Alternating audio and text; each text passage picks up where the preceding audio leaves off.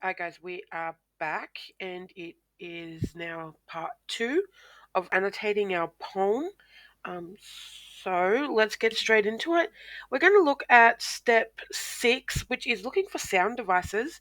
I did have a quick look just before I started the video and I don't really see any obvious signs, I guess, of alliteration or assonance or consonants. So that's basically so alliteration is the one where they like repeat the same sound. Assonance is when you have that repetition of vowels, and then consonants is when it's that repetition of other letters. But looking at it, I don't feel like there's anything here that really like jumps out at me. If you feel otherwise, though, remember, just let me know. Love to have a conversation about it. So let's just move on to number 7, which is repetition. Okay, there's a lot of, not a lot, there is quite a bit of repetition though when we have a look at this. So we already spoke about how these lines here repeat and how stanza 1 is is repeated in stanza 6, that they're basically continuing on with themselves. But we also get a little bit more repetition here. So she's always using, what can we do with these ones? Let's make them these. Um, she's referring to herself. So I'm just going to highlight all of these so we can see how often she actually does this. So she's always saying me or I don't feel safe at school because my skin is brown. Okay, so we have an example in every single line there in the first stanza alone. I wonder if we can find one in every single stanza. And so why would the author want to do this? It's because you've got to remember this poem here is always trying to remind us of one fact, and that is she is a young child during this. Um, Sorry, I'm trying to talk and do this at the same time, so you're not just watching me click and highlight things. She is trying to remind us the whole time that she is only 5, 6 years old, that this is her truth, this is how she felt during all those times that she was at school, that she was being bullied, and that all because of the color of her skin, people would say harsh things to her, and the language isn't sophisticated. Okay, oops, we don't want to do that. Oh no, I can't. Oh, okay, just pretend I could highlight. Oh, there we go. I don't know how I can change that. Just pretend that I could do that one. Um, she's trying to remind us that she is a child, that this is happening to her, this is her truth, this is her recollection. So she wants you to remember that I'm only in grade 1. I am only 5 years old when this happens to me. I'm only 5 years old when my teacher slapped me because I asked her what these words mean. I was only 5 years old when people would say things to me that I didn't understand, but I knew that they were bad. I was only 5 years old when I was hiding in a tree because people were so mean to me all the time. I was only 5 years old and I wish I could leave. I wish I could run away. I was only 5 years old and everyone hated me and I didn't know what to do, and I hated everyone as well. Um, so you have to like think of how she's always trying to bring you back to that. Okay, so she uses a lot of see here. So my skin. She really wants you to sit in her world with her. She's introducing her world and inviting you into her world. And so there is this repetition of personal pronouns. I'm just going to write that down here. Repetition of personal pronouns. Because she wants you to remember that this is happening to her, to a real person, and that it's terrible that it's happening to her. Other repetition we have, I'm pretty sure we have bird twice. We have the tree, so we'll put that in a different glowy text. What's that look like? Yeah. So we do have the tree. Let's have a look here. I can't highlight it again. Okay, we're going to pretend that that worked. There we go for tree. Let's see if we can make this go back to regular text. And what color was it? Light orange. There we go. So she's sitting up in the tree. So there is that repetition there. I'm sure there's bird twice. It's pushed over in the yard. I'll hide from everyone. Hmm, maybe it's all in my head. Sometimes I get like that. I could fly away. I know what these words mean. They hurt me like an arrow. She slapped me. I was pushed over in the yard. Hmm. Okay. Alright. So maybe she doesn't talk about bird twice. I swear she talks about bird twice, or flying away, or leaving, or something like that. Um. Alright. So if there's any other repetition, we do have this repetition of school. Now, why would she have this repetition of school? I think it's important that we remember, where is school? That she's reminding us again of how young she was when this happened. Okay, so I don't feel safe at school no more. Okay, some kids at school are nasty. The teacher, which is a teacher, is associated with school, so we have a person of authority within the school. Slapped me, and then at lunchtime. Lunchtime is something that you do at school. You don't get a lunch break. You don't have lunchtime when you leave school. Lunchtime is a school thing. Okay, grade one is a school thing. Let's highlight that. So, from the very beginning of the poem, we're reminded that she is a child and that she's going to school, and this is happening in school, and school is meant to be a safe place. And every time that she gives us a little bit of freedom, so she's like, if I could sit here overnight, will I turn into a bird so I can fly away from here and all the nasty words? And then she reminds us that the kids at school are nasty and their words have such a sting. Okay, and then they say some really terrible things to her. She's like, I don't know what those words mean, but they hurt me. I asked my teacher. A teacher is a person of authority within a safe place. Okay, I feel as a teacher that any of my students or anyone at Lamia, honestly, could come and talk to me, and I would be someone safe for them to talk to because I'm a teacher. But clearly, this teacher here does not have that kind of response when a child comes up to her and says, "What does it mean when they call me those words?" Okay, she slapped me, so a person of authority within a safe place is hurting her. At lunchtime, which is meant to be a fun time, another safe place where it's not safe for her, she's being pushed over. So I don't understand this place. I'm only in grade one. Okay, that's all our repetition. I'm just gonna add a little note here about repetition of location. Safe place that is no longer safe. I spelled repetition wrong. Sorry, guys. Just a reminder, I do have dyslexia. I'm honestly not a bad English teacher. I just don't know how to spell all the time. And this is a new keyboard, so my fingers aren't in the spot where they're supposed to be. Anyway, so we're going to look at punctuation now. I want you guys to remember last week when we spoke about punctuation in her poem, it was really important that there was no punctuation. The fact that there was no punctuation in that poem made us believe that this poem, her poem Circles and Squares, was an ongoing issue that she was still living with and learning to accept and move on. If we have a look at this poem, it ends with a full stop. That means whatever happened in this poem is done and dusted. She's gone through with it, and it's not something that she needs to worry about anymore. Why did that move? No? Okay. Um, it's done. She's told her story about what it's like to be a child being bullied in a time where she didn't even understand why she was being bullied because she was so little.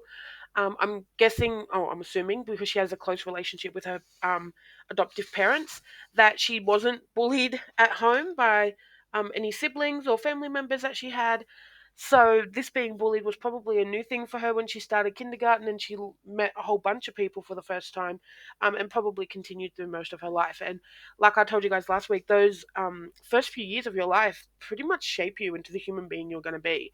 So if she was being bullied a lot and not finding protection at school, she would really learn to hate school. And that would probably have an impact on her life later. Anyway, back to punctuation. There's not a lot of punctuation, but there is enough that I think it's interesting to look at. So the first thing we're going to look at is this here, this little symbol. We're going to highlight that. No, we're going to make it a different color. We're going to make it green, and we're going to make it bold. So here as well, bold and green. So this here actually means a breath. It's more like when you're like talking and you kind of forget what you're talking about, it sort of trails off. It means that she doesn't know how to answer her own thoughts and that she lacks the words to continue. So I'm just going to write that down.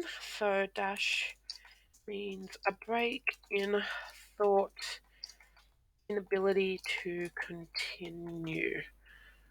Okay, and she has them here at really important points. So the first one is after the verbal assault. And then she says, I don't know what those words mean. Like she's confused. So she hears these things, and it's almost like this personal voice that says, I don't know what those words mean, but I know they hurt me when they say them. So I know that I'm not supposed to like it. I know from the way they're saying it that it's meant to be terrible, but I don't actually know that word. That's kind of what she's telling herself here. And then down at the end in the last stanza, stanza 6, she's like, I don't understand this place. Okay, it's that same childish desperation of, I just want to sit in my tree. I want to hide from everyone. I want to disappear. I want to be a bird and fly away. I don't understand. Because she is only 5, 6 years old at this time. And that little dash there means so much when you read this. So at the end, I will read the poem again because I really feel like you need to like hear all the emphasis that goes into her punctuation. But yeah, just those two little dashes there are just they're so important to how you understand this character, this little girl who's being bullied at school and doesn't understand what's going on. The other one we needed to look at were these full stops. Now, in the other one, I don't know if making them bold is going to be enough. In the other poem where there wasn't a lot of punctuation, we talked about how important it is, and now that there is a lot of punctuation, we need to talk about how important that is. Because the fact that she chooses to put punctuation into this means a lot, just like in the other poem when she didn't put any punctuation. Okay, it means so much to how you understand the poem, how you read the poem, and what the poem means. Like we already spoke about this full stop. Oops, I forgot to make it green. I'm also going to add a comment. Um, Full stop indicates this this story is done, and Ali Cobby Eckerman has resolved her conflict. Okay, either she's moved on and she's like, those people are jerks and I don't understand why they're so mean to me, or she's come to understand where their hate comes from. Whatever emotion she had surrounding being bullied at school, Ali Cobby Eckerman has come to peace with it because she gave us a full stop here. And that's really important. In the other poem, there was no full stop. That means that the feelings that she had were continuing on. Okay, so let's have a look where she puts these full stops. Just because my skin is brown. She has come to the conclusion that I don't feel safe at this school because my skin is the wrong color. She feels conviction when she says that. I don't feel safe because my skin is brown. It's not a question, it's not a casual statement. Okay, this is her making a stand and saying, you don't like me because of this. Because she doesn't put a full stop at the end of all her sentences. Okay, if you have a look at this next section, so I can fly away from here and all the nasty words, there's no full stop there. There's a full stop at the end of every other stanza, but not that one. And that's because at the end of that stanza, she doesn't feel satisfied. That's not something that she can feel confident in. Let's have a look at this one down here with the sting. So, some kids at school are nasty, and their words have such a sting.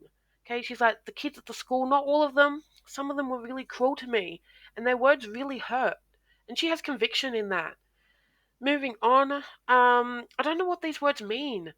I know they hurt me like an arrow. Okay, she knows how much this hurt and how much this um would have continued to hurt her emotionally long after the kids were talking and saying these mean things.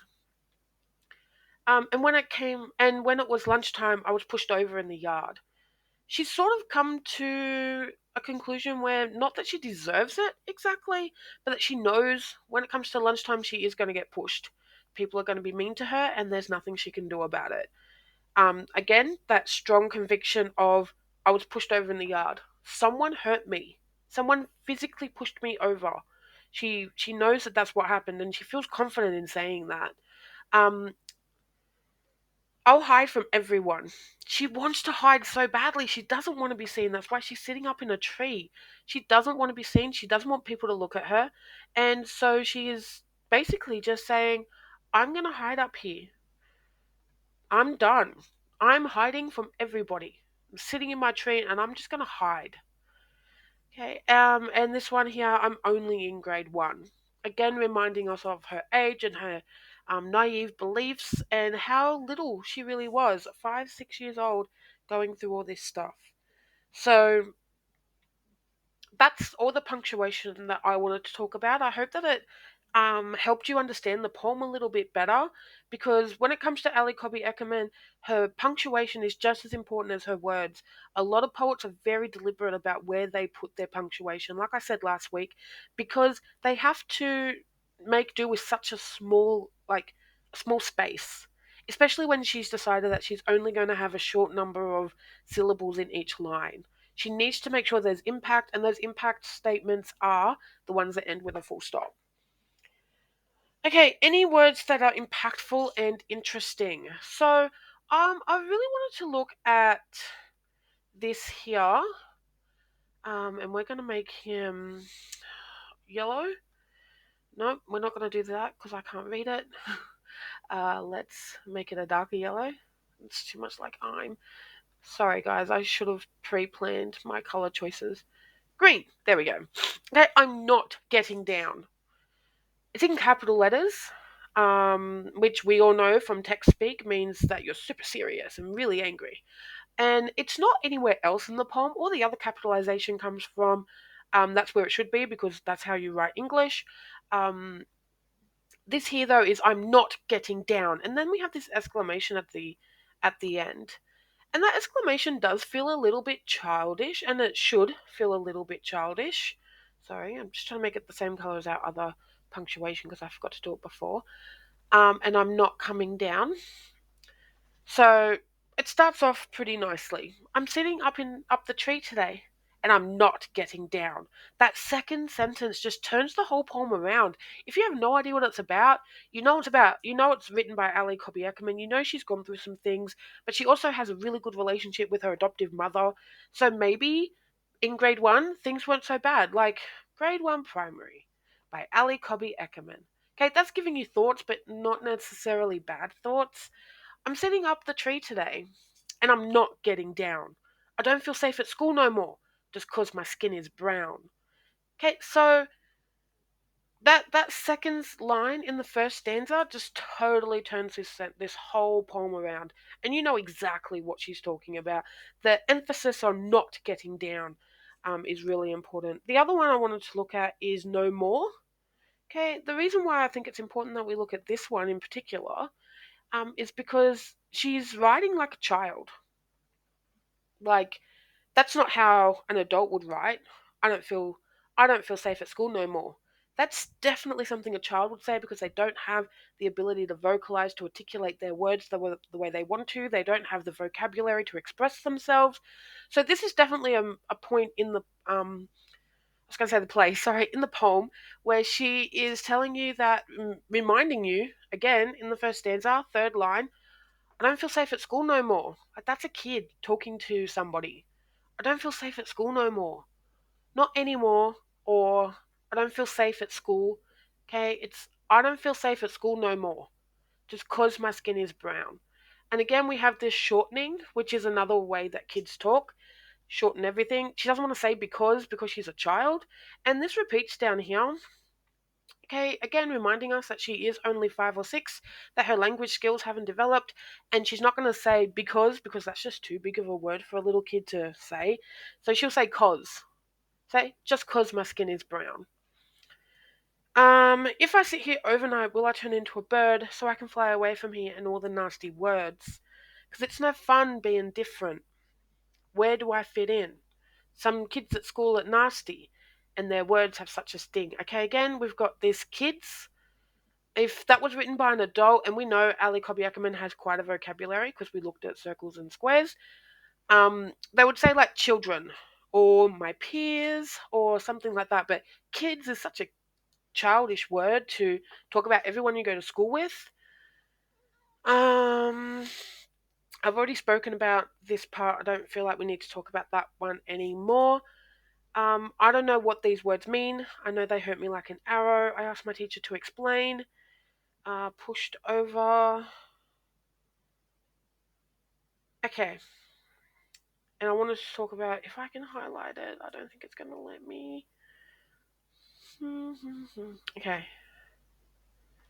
So I just wanted to make a point about, that so now I'm setting up the tree where it's obviously that repetition of the first line, but it's also telling us that this happens a lot. So that's not how you spell repetition. Repetition of stanza one. Okay, because we have that repetition of stanza one, it's sort of like a cycle. We can feel like this is what happens in her everyday life. Even though we do get that full stop at the end, we very well could just scroll back up to the top and start reading again. And it's just how her day is. It's repetitive, but she has closure from because it happened so long ago. It's something that she can look back on now and move on from. Um so it's the repetition of stanza one, um, because the time at school was repetitive. Now, it's safe to say that when she says, I asked my teacher to explain and she just slapped me, the teacher might have. um, First time I read this, I had a student ask me, but that's a teacher. And yes, now I very strongly believe that no teacher will slap a student just because they asked what words mean. But back in the day when Ali Cobby Eckermann was going to school, it wasn't all that uncommon for teachers to use that sort of punishment for students, especially for Indigenous students. Unfortunately, it doesn't look like Ali Cobby Eckermann was given any sort of um, special education opportunities or anything as an Indigenous child, that she would have just been thrown in with the rest of the kids, and it probably just would have been her local school, just like you guys go to the school that's local to you.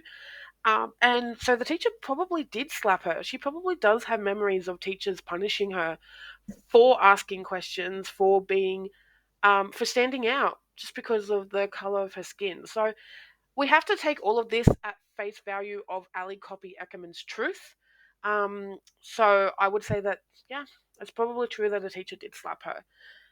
Maybe not about asking these things, but she probably definitely has memories of teachers not being very nice people. All right, we are up to level. We're up to step 10, where we're going to read the poem again, and hopefully we'll have a stronger understanding of everything now. So I'm just going to read it one more time, and if we have any questions, make sure that you put them on the Google Classroom, and your teacher will answer them, or they'll send them to me, and I'll answer them as soon as I can. So, Grade 1 Primary. I'm sitting up the tree today, and I'm not getting down. I don't feel safe at school no more, just 'cause my skin is brown. If I sit here overnight, will I turn into a bird? So I can fly away from here and all the nasty words. 'Cause it's no fun being different. Where do I fit in? Some kids at school are nasty, and their words have such a sting. You half-caste dog, you coon, you boon, you stinking bloody yabbo. I don't know what these words mean. I know they hurt me like an arrow. I asked my teacher to explain, and she just slapped me hard. And when it came to lunch, oh, sorry. And then when it was lunchtime, I was pushed over in the yard. So now I'm sitting up the tree. I'll hide from everyone. I don't understand this place. I'm only in grade 1. And that's it for our annotations. I'll see you guys in the next video. Bye.